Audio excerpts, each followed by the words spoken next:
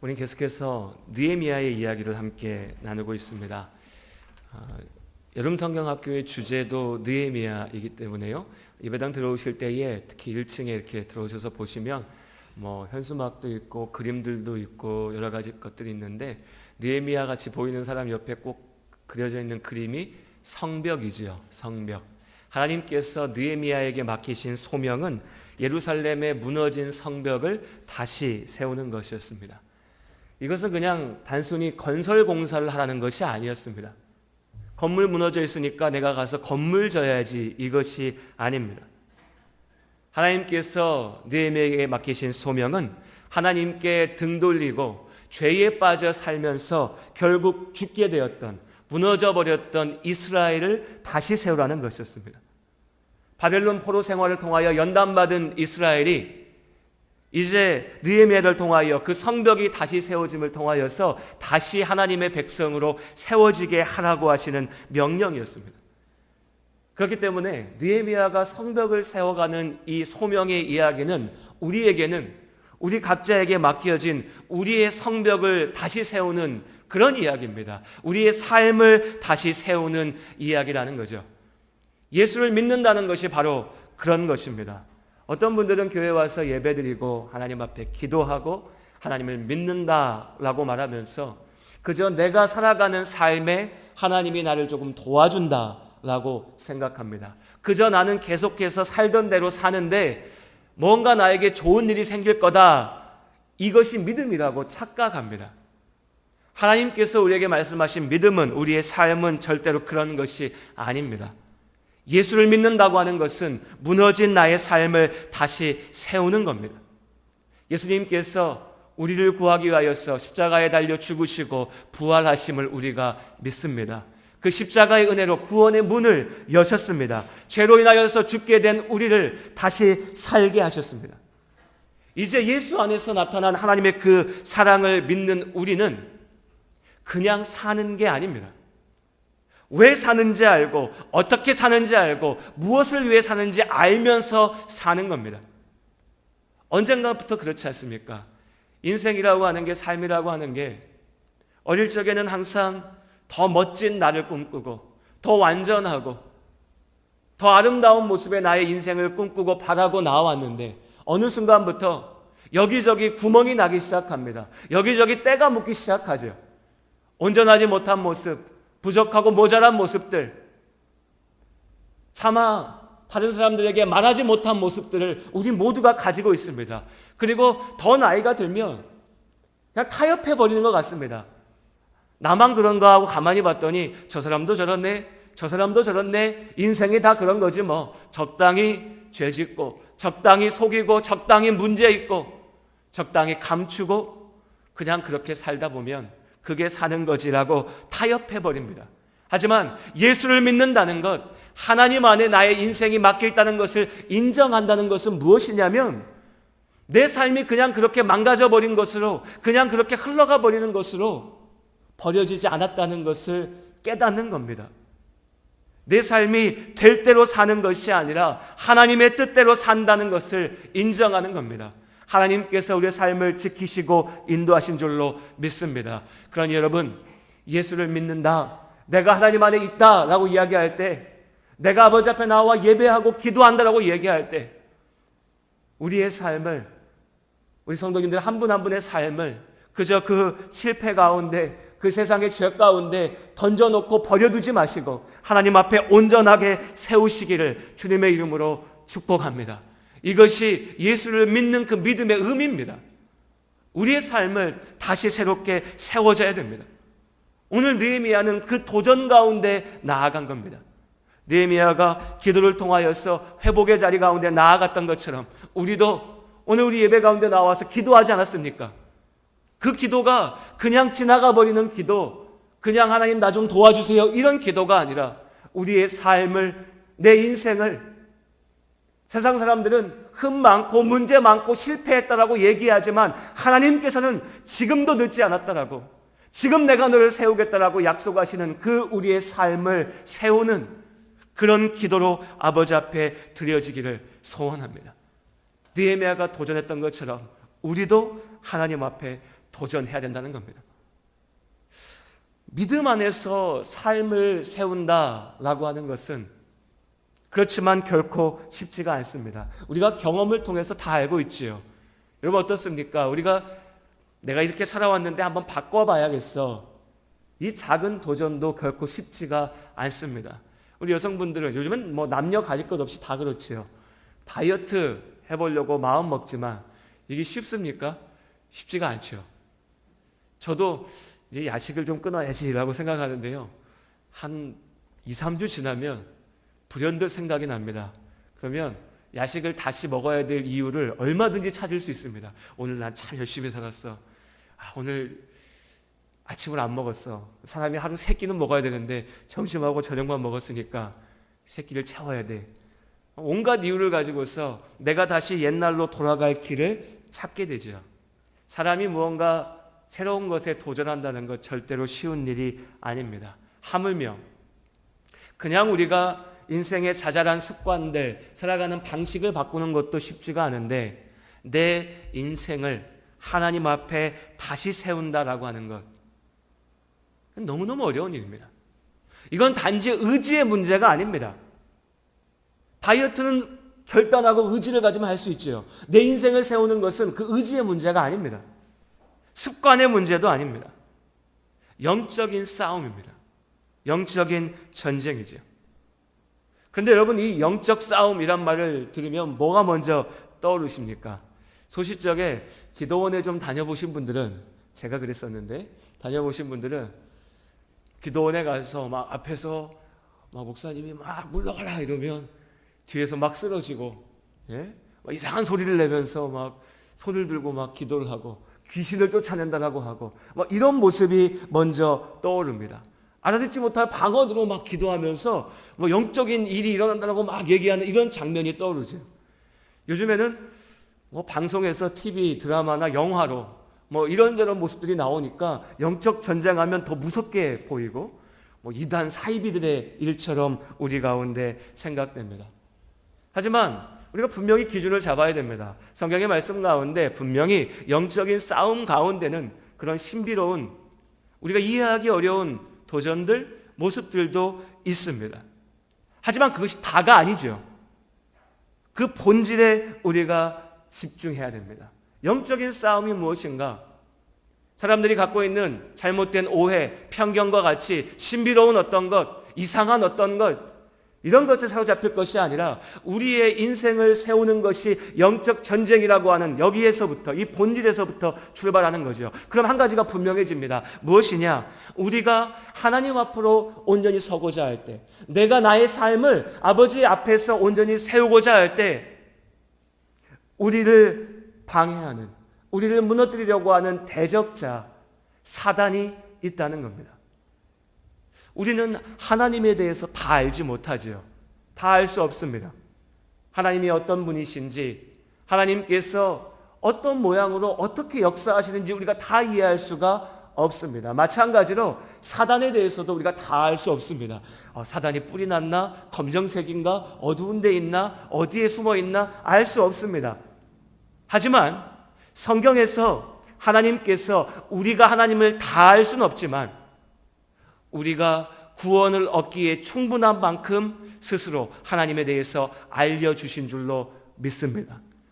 우리 하나님에 대해서 다 알지 못하지만 충분히 알고 있습니다. 하나님 우리를 사랑하시는 하나님이신 줄로 믿습니다. 전능하신 하나님께서 세상의 모든 것들을 주관하시고 인도하심을 믿습니다. 변치 않으신 하나님께서 우리에게 약속하신 그대로 분명하게 이루시는 줄을 믿습니다. 그래서 우리는 하나님을 다 알지 못하지만 우리가 구원에 이르기에 부족함이 없도록 충분하게 알려주신 그 말씀 그대로 충분하게 알고 있습니다. 사단에 대해서도 마찬가지죠. 우리가 상상하고 환상을 갖는 것처럼 신비롭고 이상한 모습으로 생각하지만 그것들이 중요한 것이 아닙니다. 성경은 우리에게 그런 것들을 말하지 않습니다. 다만 중요한 것은 무엇이냐? 우리가 아버지 앞에 나아갈 때에, 우리가 하나님 앞에 우리의 삶을 회복하고자 할 때에 우리를 가로막는 대적자, 영적인 존재로서의 사단이 있다는 겁니다. 그렇기 때문에 우리의 삶을 아버지 앞에 온전하게 세우는 것은 거듭 말씀드리지만 내 결단과 의지와 노력의 문제에서 그치는 것이 아니라 영적인 문제라는 겁니다. 그럼 사단은 어떻게 우리를 가로막을까요? 여기까지 나오면 사단 이러면 귀신이 먼저 떠오릅니다. 어두컴컴한 데서 어떤 귀신이 제일 무서우세요? 우리 성도님들 중에는 난 귀신 같은 거 하나도 안 무서워서 무덤 옆에서도 잘 수 있습니다, 이런 분도 계시지만, 그렇죠, 무덤이 뭡니까? 아무것도 아니죠. 근데 이렇게 말하는데도 저는 깜깜한 걸 좀 무서워합니다. 이건 어쩔 수 없습니다. 부모님 탓입니다. DNA에 새겨져 있어서 깜깜하면 무섭고요. 어릴 적에 전설의 고향인가요? 맞나요? 대답을 안 하신가요? 전설의 고향 맞습니까? 제 기억이 안 나서 전설의 고향이 그랬던 것 같아요. 어릴 적에 그거 보는데 지금까지, 그러니까 어릴 적에 그런 거 함부로 보면 안 돼요. 저는 지금도 기억 속에 큰 나무 위에 소복을 입은 귀신이 앉아서 이렇게 내려보는 그런 장면이 있었어요. 뭔지 모르는데. 근데 제가 어릴 적에 저희 외갓집 대강 교회에서 자랐었는데, 아시는 분은 아시지만 대강교회 가면은 교회 올라갈 때 큰 나무가 있습니다. 그게 연결이 돼가지고요, 머릿속에. 저한테는 항상 귀신은 교회, 참 이상하죠? 예배당에 있는데 예배당 앞에 있는 큰 나무 위에 앉아있는 모습으로 떠오르는 거예요. 그래서 저한테는 귀신 이러면 머리에 떠오르는 게 그냥 처녀 귀신 이런 겁니다. 어떠신가요? 각자 다르겠죠? 사단 이러면 귀신이 먼저 떠오릅니다. 실제로 그렇게 물어보신 분들도 계세요. 목사님, 사단의 역사가 있는데요, 막 내가 귀신을 본 것 같아요. 귀신 때문에 무서워요. 그런데 한번 생각해 보십시오. 여러분이 사단이라면 그 사단의 목적은 하나님께서 분명히 말씀해 주셨습니다. 우리가 하나님 앞에 온전하게 서는 것을 회방하는 거죠. 그럼 여러분이 사단이라면 깜깜한 데 있다가 갑자기 쓱 나타나서 한 사람을, 저를 놀라게 하는 거예요. 아유, 놀래라, 무서워라. 그럼 제가 하나님으로부터 멀어질까요? 제가 영적으로 회복되는 것에서 무너질까요? 그럴 수도 있습니다. 분명 그럴 수도 있습니다. 이런 영적인 경험을 통해서 정신적으로 무너지거나 거기에 사로잡히는 사람들도 분명히 있습니다. 하지만 그렇게 해서 무너지는 사람들이 만에 하나라면 사단에게는 더 좋고 분명한, 더 효과적인 방법이 있습니다. 사람들이 하나님 앞에 나가지 못하도록 가로막을 수 있는, 그들을 무너뜨릴 수 있는 더 쉬운 길이 있다는 겁니다. 그게 무엇이죠? 우리가 다 알지 않습니까? 돈입니다. 놀래켜서 한 사람 무너뜨리는 게 한 사람의 일이라면, 돈의 논리로 사람을 지배해가지고 돈이 최고야, 돈이 전부야, 네 인생 뭐 있는 줄 알아? 성공하지 못하면 안 돼. 지난주에 시찰회에 가서 목사님들하고 대화를 나누는데, 저희 시찰 목사님들이 주로 부평, 인천 이런 데 주로 계세요. 그런데 목사님들이 얘기하시는 거예요. 사람들이 다 인천 떠나가지고 부평 가려고 한대요. 이렇게 들으면 다른 동네 같잖아요. 부평도 인천이에요. 인천시 부평구입니다. 우리는 상관없는 얘기지만. 그런데 왜 부평 가려고 하는지 아세요?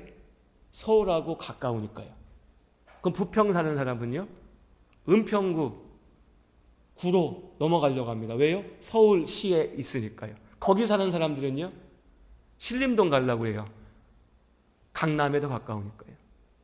신림동 사는 사람들은 이제 서초구, 우리 이제 여기서부터는 좀 들어보셨죠? 뉴스에서. 가보지는 않았어도 서초동, 압구정동, 사단이 뭘 사용하고 싶을까요? 어두운 데서 나와서 놀래키는 거예요? 돈과 성과 권력을 가지고서 사람들을 무너뜨리는 거예요. 답은 너무나 분명합니다. 사단은 지금도 그렇게 역사하고 있습니다. 그뿐인가요? 우리 안에 있는 영육 간의 게으름이 있습니다. 아버지 앞에, 그 말씀 앞에 순종하지 못하고 도전하지 못하고 온전하게 나가지 못하고 무너져버리는 우리의 부족함, 나약함이 있습니다. 영적인 무지가 있습니다.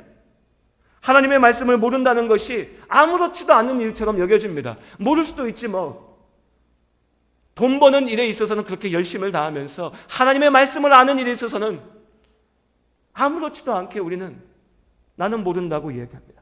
알려고 하지도 않은 거죠. 미움이 있습니다. 사람을 미워하고 원망하고 서로가 서로를 저주하는 그 아픔이 우리 가운데 있습니다. 여러분이 사단이라면 무엇을 가지고 싸우시겠습니까? 저라면 그럴 것 같습니다.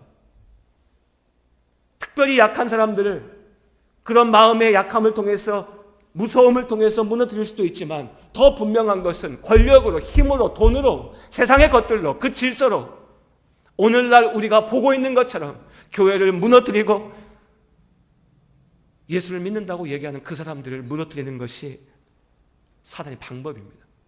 이것이 우리가 싸워야 될 영적인 싸움인 겁니다. 느헤미야에게도 이런 도전이 있었습니다. 회방꾼들이 있었습니다.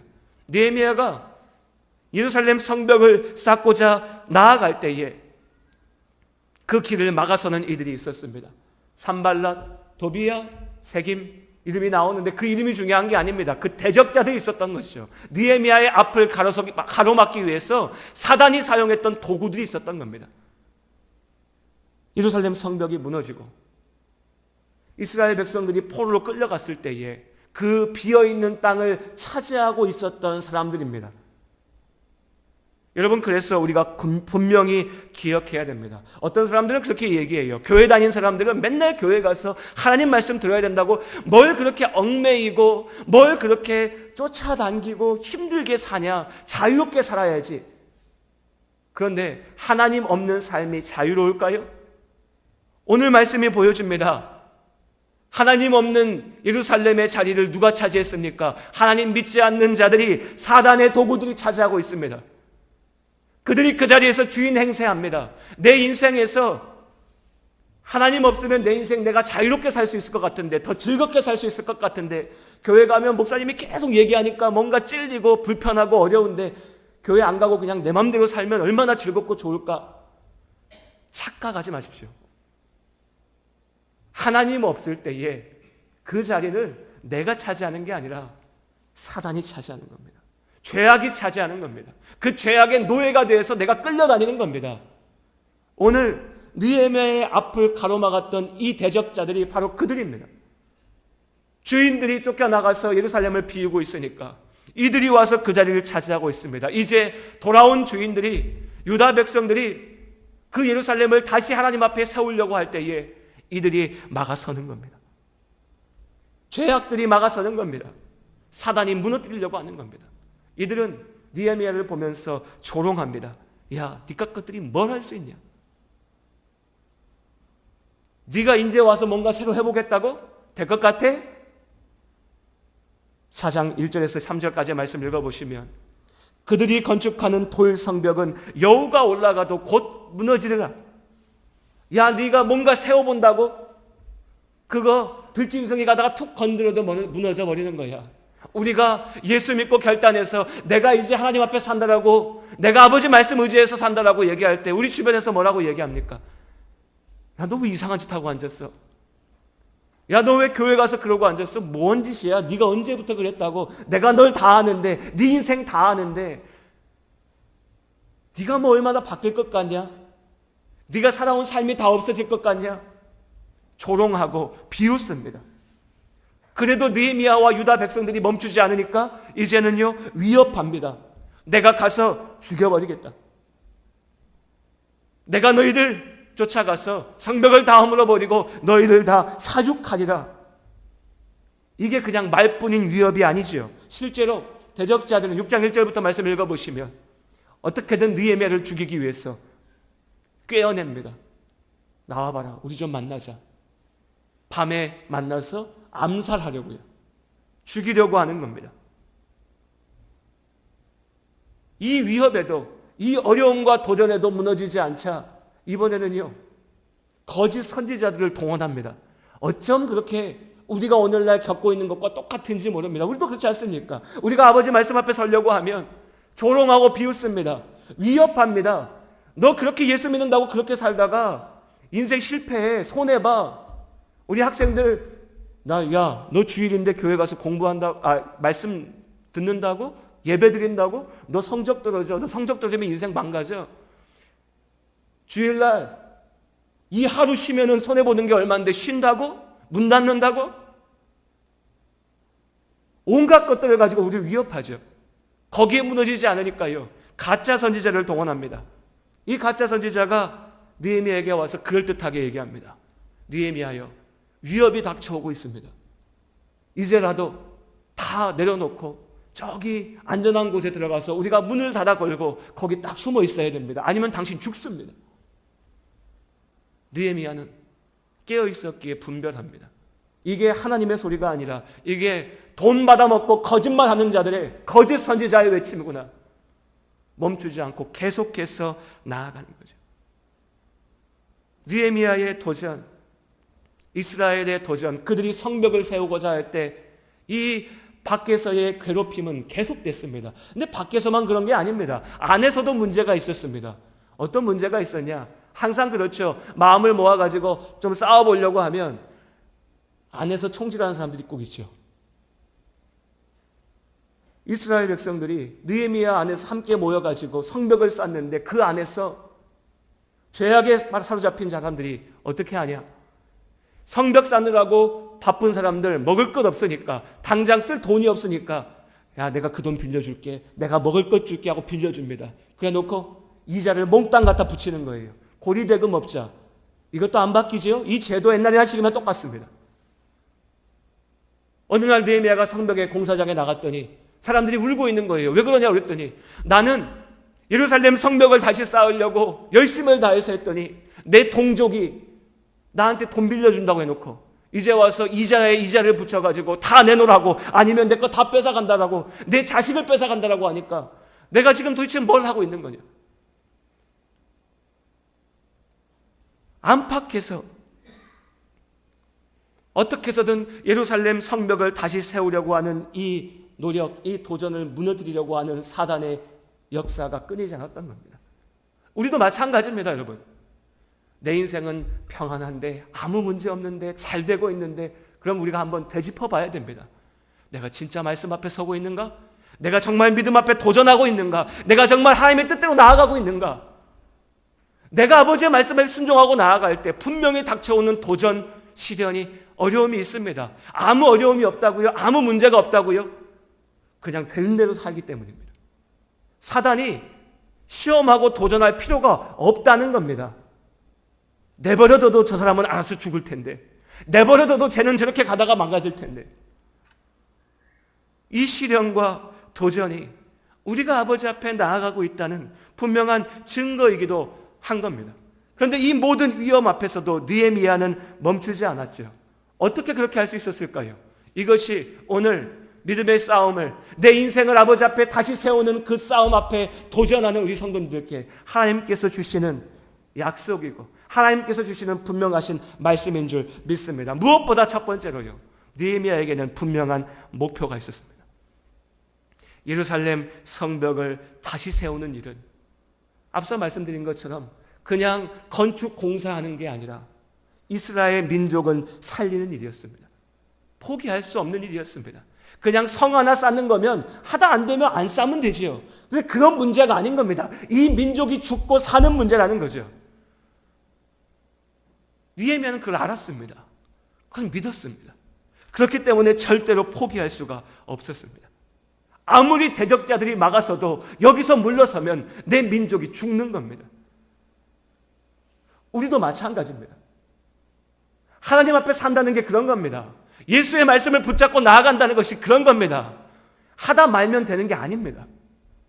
적당히 도전하다가 안 되면 포기하지 말지, 이게 아니라는 거죠. 살고 죽는 문제입니다.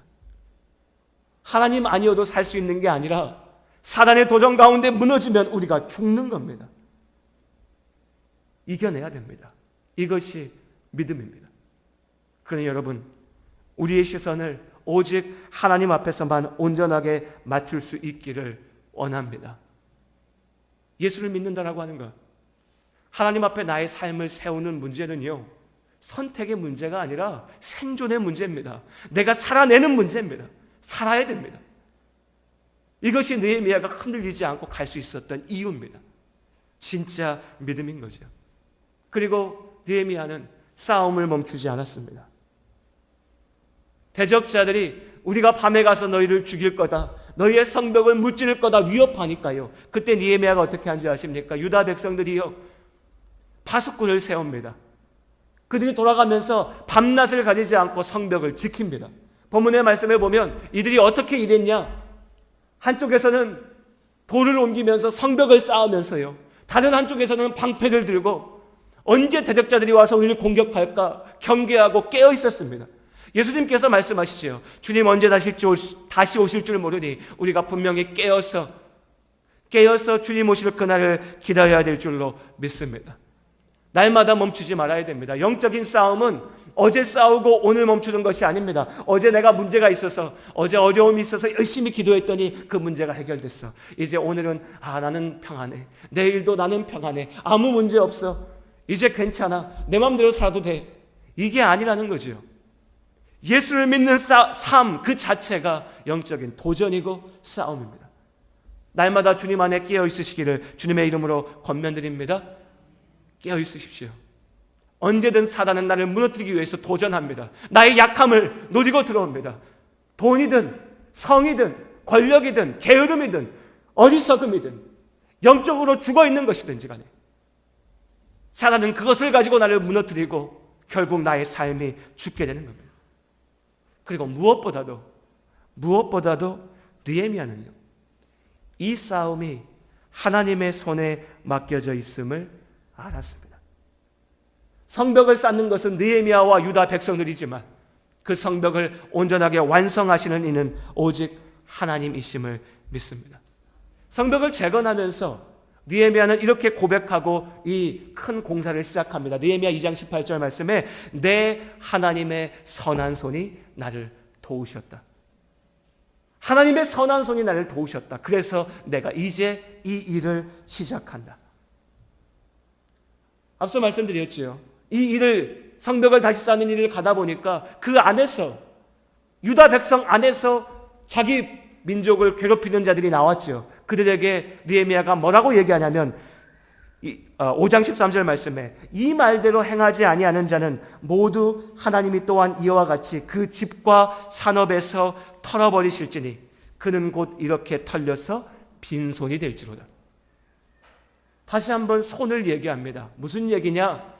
하나님의 일을 이루는데 하나님의 도우심을 믿고 그 앞에 순종하며 나가지 못하고 자기 욕심에 사로잡혀서 무너지는 자들은 지금은 뒤에 숨어가지고 욕심을 부리고 돈을 벌고 돈을 움켜쥔다라고 생각하지만 하나님께서 그들을 털어서 아무것도 갖지 못하게 하실 거라는 겁니다. 그들은 무언가 쥐고 있다라고 생각하지만 결국 하나님께서 빈손이 되게 하신다는 거죠. 그리고 오늘 6장 9절 말씀에 우리 같이 한번 읽어볼까요? 대적자들의 계속되는 도전, 위협 가운데 괴로울 때에 느헤미야가 하나님 앞에 기도합니다. 우리 6장 9절 말씀 함께 읽겠습니다. 이는 그들이 다 우리를 두렵게 하고자 하여 말하기를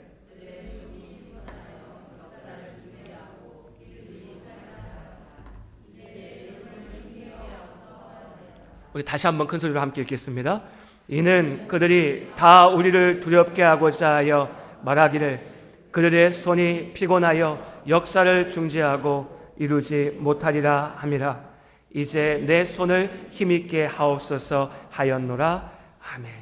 여기서 이는 그들이 다 우리를 두렵게 하고자, 여기서 그들이 대적자들입니다. 우리의 인생을 가로막는 자들입니다. 내 인생을 회복하는 것을 막는 자들입니다. 사단이 나를 무너뜨리기 위해서 쓰는 그 도구들입니다. 사람일 수도 있고요, 어떤 상황과 환경일 수도 있습니다. 내 안의 문제일 수도 있습니다. 내 안에 내가 놓지 못한 죄일 수도 있습니다. 유혹일 수도 있습니다. 그들이 우리에게 얘기하는 겁니다. 우리를 두렵게 해서 우리를 무너뜨리자. 그들에서 우리의 손을 피곤하게 해서 일을 못하게 하자, 멈추게 하자, 주저앉게 하자.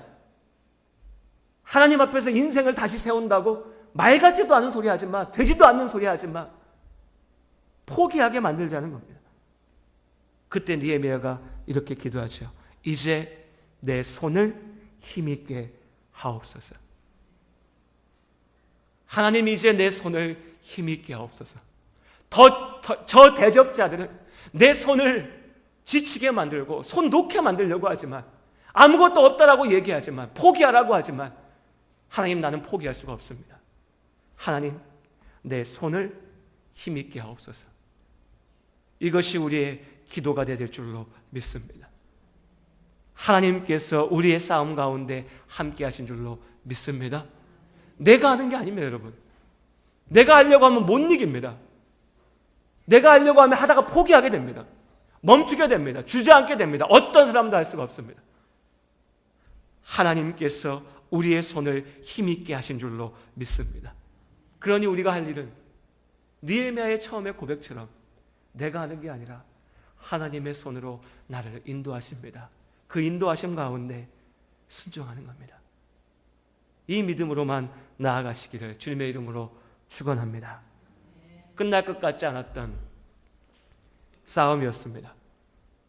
끝날 것 같지 않았던 성벽 재건의 역사였죠. 그런데 오늘 6장 15절의 말씀에 보시면 뭐라고 얘기합니까? 이 성벽의 역사가 며칠 만에 끝났지요? 52일 만에 끝났습니다. 52일 만에요. 우리의 인생이요, 우리의 삶이 우리에게 맡겨진 소명이고 우리에게 맡겨진 영적인 싸움입니다. 내 성벽을 세우는 거지요. 끝날 것 같지가 않습니다. 계속될 것 같습니다.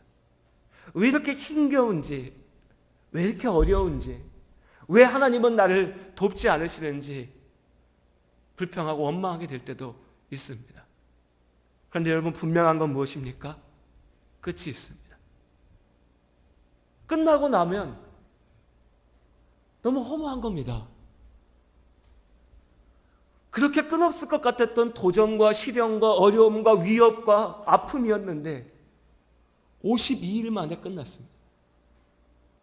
우리 인생 영원할 것 같지만 왜 이렇게 안 풀리냐? 왜 이렇게 힘드냐? 내 뜻대로 가봐야지라고 생각하지만 그 인생에 분명히 끝이 있습니다. 그리고 지나고 보면 우리 성도님들 막 그렇게 얘기하시잖아요. 지나고 보니까 몇십 년도 얼마 안 되는 것 같다. 맞습니다. 지나고 보면 우리가 그렇게 씨름하고 싸우고 도전하고 무너지고 눈물 흘리고 괴로워하고 다 끝장났다라고 포기해버렸던 그 삶이요, 그 시간들이 지나서 돌이켜보면 그저 불과 수십 년의 일일 뿐입니다. 그리고 그 시간이 끝나고 났을 때 남는 건 뭐냐면 내가 하나님과 함께 하였는가, 나를 붙잡으신 하나님의 선한 손길이 우리 가운데 분명히 남는 줄로 믿습니다. 그러니 여러분, 우리가 기억하며 나아가기 원합니다.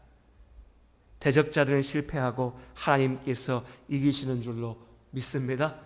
지금의 어려움은 잠시이지만 하나님께서 우리를 영원하신 생명 가운데 지키시는 줄로 믿습니다. 이것이 우리의 믿음입니다.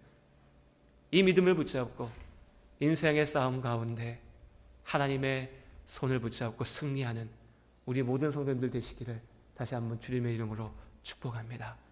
기도하시겠습니다.